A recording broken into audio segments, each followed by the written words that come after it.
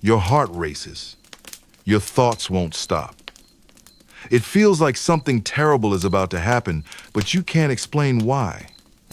Maybe you felt this while sitting at your desk, trying to focus, or lying in bed at night, exhausted, but unable to shut down your mind. Anxiety has a way of sneaking in and stealing peace from the moments you need it most.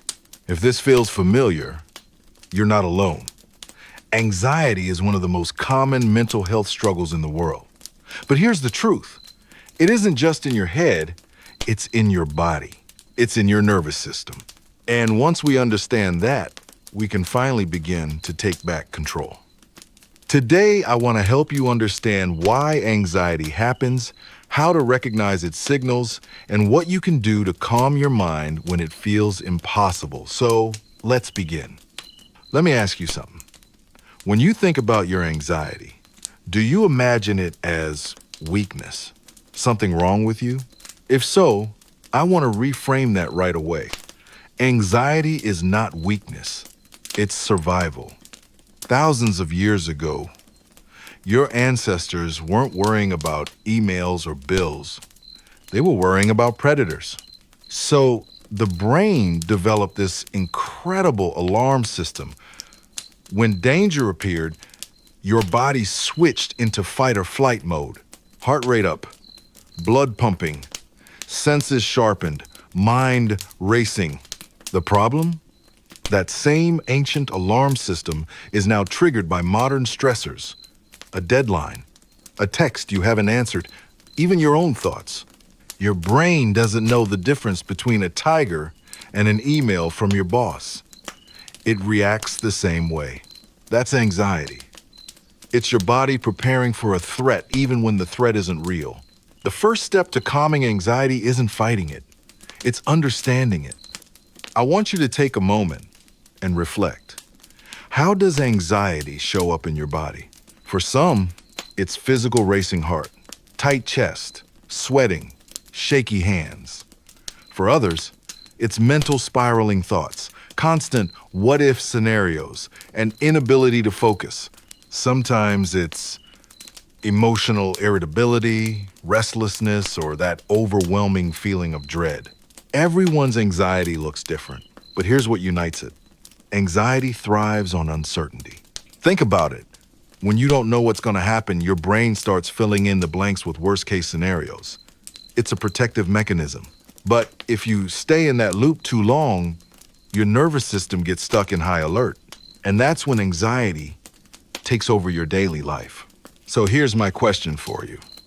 Where do you notice anxiety first? Your body, your thoughts, or your emotions? Knowing that is the first step in learning how to interrupt it. Let's go deeper. What's actually happening in your brain when you feel anxious? The key player here is the amygdala, the brain's alarm system. When it senses danger, real or imagined, it sends signals to your body. Get ready to fight or run. That's the adrenaline rush, the racing thoughts, the pounding heart. At the same time, the prefrontal cortex, the rational, logical part of your brain, goes offline, which is why in the middle of anxiety, it's so hard to think clearly or reassure yourself.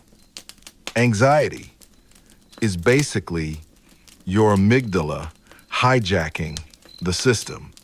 But here's the good news. Just as the brain can spiral into anxiety, it can also be trained to calm down. Neuroplasticity, the brain's ability to rewire itself, means you can teach your nervous system to respond differently. And that's exactly what we'll work on next. When anxiety strikes, the worst thing you can do is tell yourself to just calm down. That only makes you more anxious about being anxious. Instead, you need tools that work with your body, not against it. Here are 3 evidence-based techniques. 1, the 4-7-8 breath. Inhale for 4 seconds, hold for 7, exhale slowly for 8. This shifts your nervous system from fight or flight into rest and digest. 2, Grounding through your senses. Look around you. Name 5 things you see. 4 you feel, 3 you hear, 2 you smell, and 1 you taste. This pulls your mind out of spiraling thoughts and back into the present. 3. Label your anxiety. Instead of saying, I'm anxious, say, I'm noticing anxiety in my body. That small shift gives you distance. It reminds you that you are not your anxiety.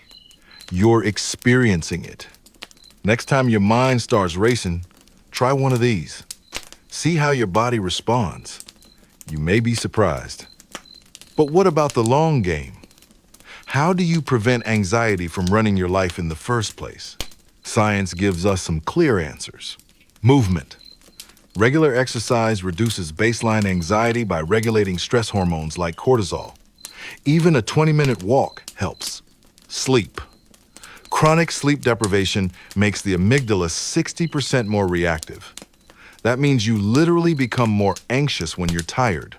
Protect your sleep like your life depends on it, because your mental health does. Nutrition. Blood sugar spikes and crashes can mimic anxiety. Stable, balanced meals matter more than most people realize. Mindfulness and meditation. Over time, meditation strengthens the prefrontal cortex, the part of your brain that calms the amygdala. This isn't just philosophy, it's neuroscience. Boundaries. Anxiety often spikes when your life has no space for recovery. Ask yourself, what can I say no to this week? Protecting your mental bandwidth is just as important as any breathing exercise. These aren't quick fixes, they're habits. And like any habit, they take time.